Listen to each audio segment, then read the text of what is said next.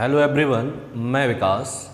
चलिए, स्वागत है आपका अपने चैनल द वाइज इंस्टीट्यूट में।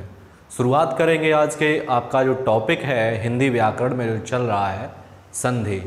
जहाँ तक मैंने आपको पढ़ा दी थी व्यंजन संधि के बारे में पढ़ा दिया था। व्यंजन संधियों में कुछ आपको नियम बता दिए थे, उन्हीं नियम में हम और आगे बढ़ेंगे। उसमें और भी नियम दिए गए हैं।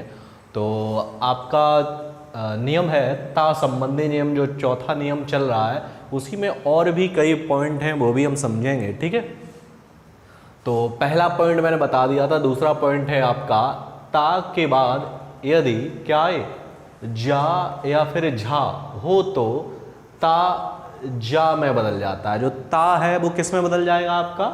ये जो ता है किस में बदल जाएगा? जा में। कब? जब ता के बाद जा या फिर झा आ जाए तो ता किस में बदल जाएगा? जा में। हलंत का मतलब है वो अक्षर कैसा है? आधा अक्षर है। ठीक है, जैसे सत धन जन। अब ता के बाद क्या आ रहा है? जा आ रहा है, तो ता किस में बदल जाएगा? जा में। और कौन? आधे जा में बदलेगा, क्योंकि हलंत लगा, देखो आ गया सज्जन, और बाद बाकी वैसे ही लिख दिया। उसी प्रकार उत धन ज्वल, तो ता के बाद जा आ रहा है फिर से, तो ता जो है किस में बदल जाएगा आपका? जा में, और आधे में बदलेगा, तभी तो उज्ज्वल। बर्तनी भी आपसे कई बार पूछी गई कि उज्ज्वल कैसा लिखा जाता है, तो दोनों ही जो जा हैं वो आधे आपके बनते हैं। ठीक है, अगला पॉइंट है ता के बाद ला हो तो ता ला में बदल जाता है। यदि ता के बाद आपका ला आ जाए, किसके बाद? ता के बाद ला आ जाए, तो ता जो है वो ला में ही परिवर्तित हो जाता है। जैसे उत धन लास। अब ता के बाद क्या आ रहा है? ला, तो जो ता है वो भी किस में बदल जाएगा? ला में ही बदल जाएगा, और आधा ला, तो क्या हो गया आपका? उल्लास। इसी प्रकार तत् धन लीन, तो क्या हो जाएगा आपका?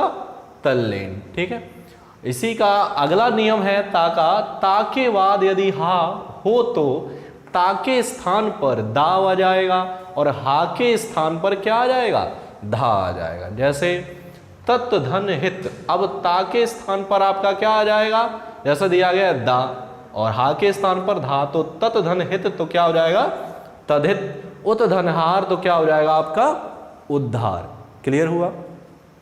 ठीक है, तो कुछ ये नियम थे आपके, 4 करीब नियम है ता संबंधी नियम में।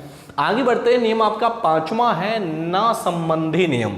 अब ना में क्या परिवर्तन होता है देखते हैं वो भी। यदि री रा शा के बाद ना व्यंजन आए, क्या आए? ना व्यंजन आए, तो ना के स्थान पर अणा हो जाता है। क्या हो जाता है? ना के स्थान पर अणा हो जाता है। जैसे परिधन नाम, तो ना के स्थान पर क्या हो जाएगा? अणा, तो परिणाम। इसी प्रकार राम धन अयन, तो क्या हो जाएगा? रामायण। ना का क्या हो जाएगा? अणा। क्लियर हुआ? आगे बढ़ते हैं, नंबर 6 है आपका मां संबंधी नियम। अब मां संबंधी नियम क्या होता है? मां का मेल का से लेकर मां तक किसी भी व्यंजन से हो। का से लेकर के मां तक, मां के बाद यानी का से लेकर मां तक कोई भी व्यंजन आ जाए तो मां जो है वो किस में बदल जाएगा? अनुस्वार में। जैसे लिखा हुआ है समधन कलन, तो मां अनुस्वार बदल जाएगा। अनुस्वार किस में आ जाएगा? मां के ऊपर, तो क्या हो गया? संकलन। इसी प्रकार परम धन तू, तो क्या हो गया? परंतु। अब जैसे हम इसका अगर मान लो संधि विच्छेद करते हैं, संकलन लिखा हुआ है, जब भी मान लो अगर अंग की बिंदी आ रही है, तो जब इसका हम विच्छेद करेंगे तो क्या आ जाएगा? मां नीचे आएगा बिंदी में, और हलंत नीचे लगा होगा। हलंत नीचे जरूरी है लगा होना, अगर हलंत नहीं है तो वहां पर वो आपका गलत हो जाएगा। ठीक है, इसी प्रकार इसी में और है एक नियम कि मां का मेल यदि य र ल व श स श ह से हो तो मां के स्थान पर हमेशा ही क्या रहेगा?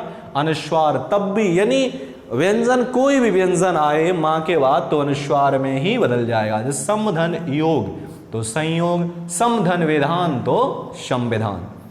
और मां संबंधी का लास्ट नियम है आपका, मां के बाद यदि मां आए तो कोई भी परिवर्तन नहीं होता है। मां के बाद अगर मां आ जाए तो कोई भी बदलाव नहीं होगा। जैसे समधन मान, तो क्या हो गया आपका? सम्मान। अब मां में कोई बदलाव नहीं हो रहा है, जैसा है वैसा ही लिख दिया। तो व्यंजन में आपके कुल करीब आपके जो नियम हैं वो आपके 5-6 नियम हैं जो मैंने आपको करा दिए हैं, और संधियों में आपकी जो बची हुई है विसर्ग संधि, उसे हम आपको अगली वीडियो में देखेंगे। मिलते हैं आपको अगले वीडियो में, तब तक के लिए धन्यवाद।